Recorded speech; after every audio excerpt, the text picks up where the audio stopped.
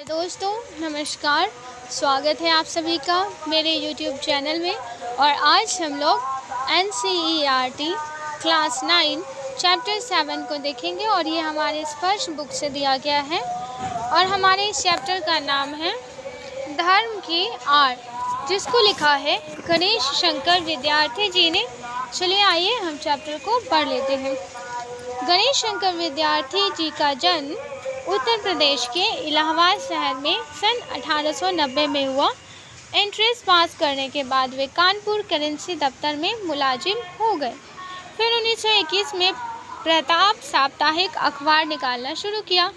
विद्यार्थी आचार्य महावीर प्रसाद द्विवेदी को अपना साहित्यिक गुरु मानते थे। इन्हीं की प्रेरणा से आज़ादी की अलख जगाने वाली रचनाओं का सृजन और अनुवाद उन्होंने किया।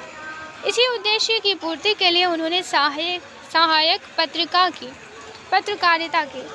विद्यार्थी के जीवन का ज़्यादातर समय जेलों में ही बीता। इन्हें बार बार जेल में डालकर भी अंग्रेज सरकार को संतुष्टि नहीं मिली।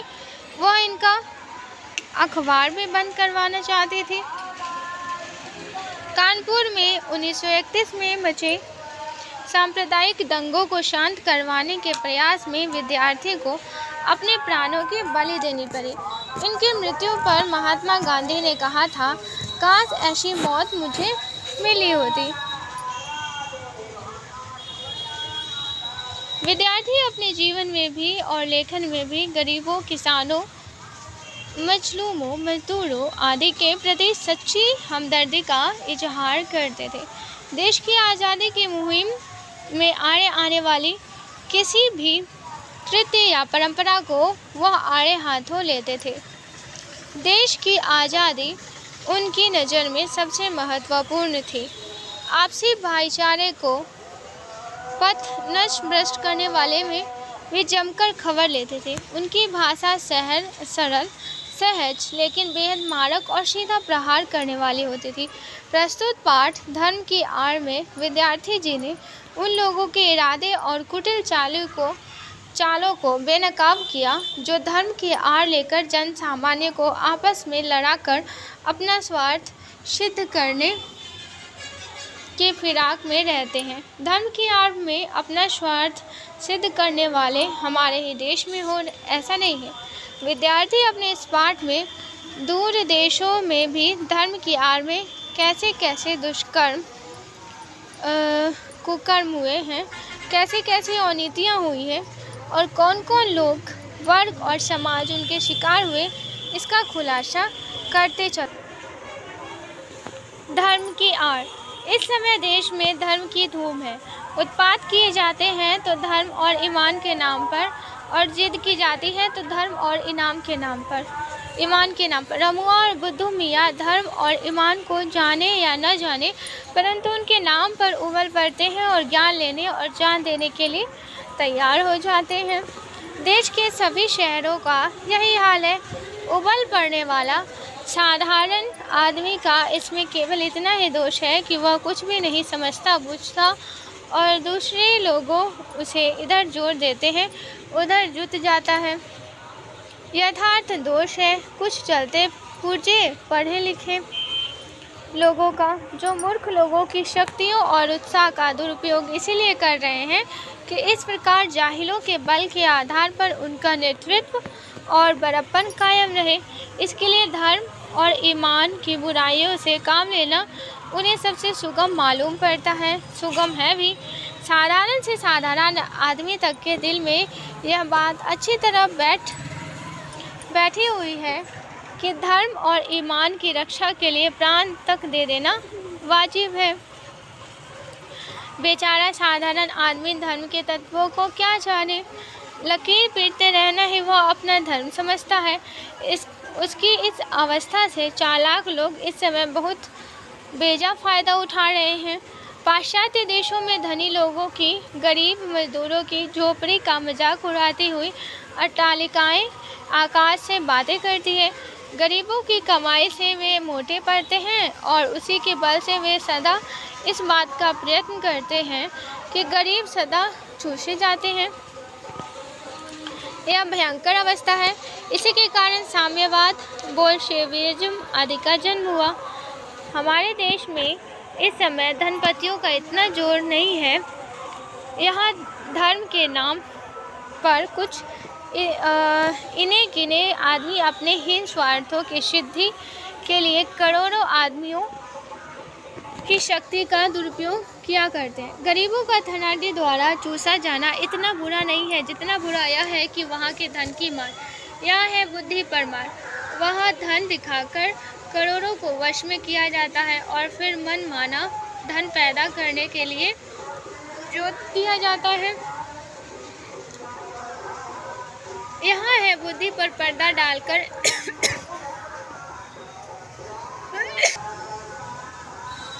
पहले ईश्वर और आत्मा का स्थान अपने लिए लेना और फिर धर्म, ईमान, ईश्वर और आत्मा के नाम पर अपनी स्वार्थ सिद्धि के लिए लोगों को मूर्ख बेचारे धर्म की दुहाइयां देते और दिन दिन चिल्लाते हैं, अपने प्राणों की बाजियां खेलते और थोड़े से अनियंत्रित और धूर्त आदमियों का आसन ऊंचा करते और उनका बल बढ़ाते हैं। धर्म और ईमान के नाम पर किए जाने वाले इस भीषण व्यापार को रोकने के लिए साहस और दृढ़ता के साथ उद्योग होना चाहिए।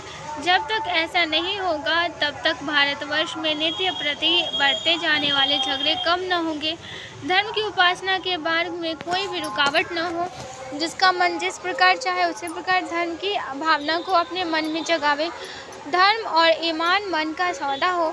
ईश्वर और आत्मा के बीच का संबंध हो। आत्मा को शुद्ध करने और ऊंचे उठाने का साधन हो। वह किसी दशा में भी किसी दूसरे व्यक्ति की स्वाधीनता को छीनने या कुचलने का साधन ना बने। आपका मन चाहे उस तरह का धर्म आप माने और दूसरों को मन चाहे उस प्रकार का धर्म वह माने। दो भिन्न धर्मों के मानने वालों के टकरा जाने के लिए कोई भी स्थान न हो। यदि किसी धर्म के मानने वाले कहीं जबरदस्ती टांग अड़ाते हो तो उनका इस प्रकार का कार्य देश की स्वाधीनता के विरुद्ध समझा जाए।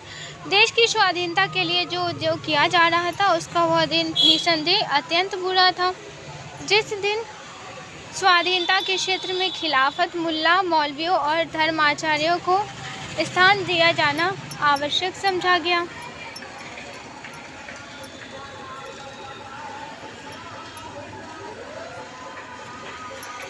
एक प्रकार से उस दिन हमने स्वाधीनता के क्षेत्र में एक कदम पीछे हटकर रखा था।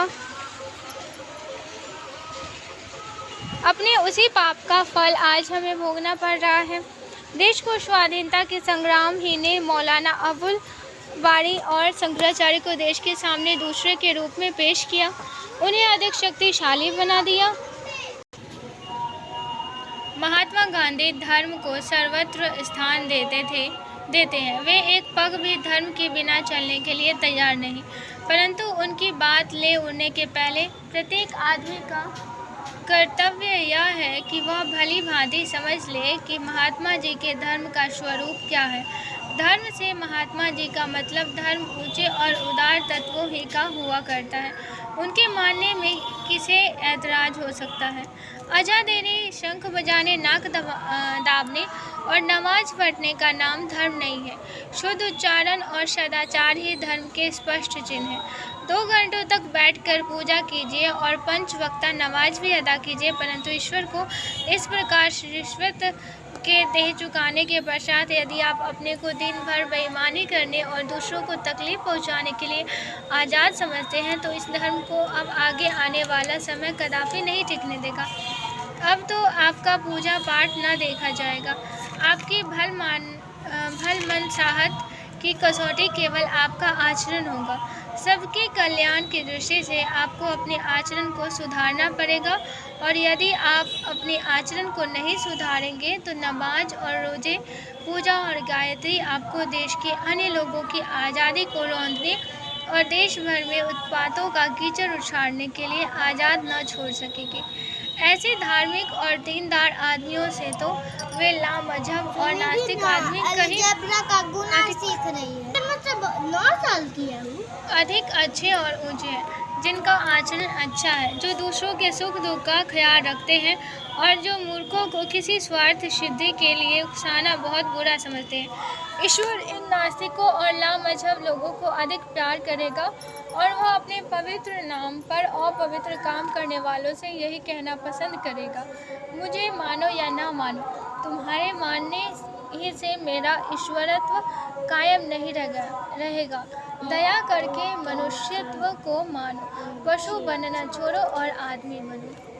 तो आशा करती हूँ ये चैप्टर आप लोगों को अच्छा लगा होगा सुनने में। चलिए आइए इसके शब्दार्थ को देख लेते हैं।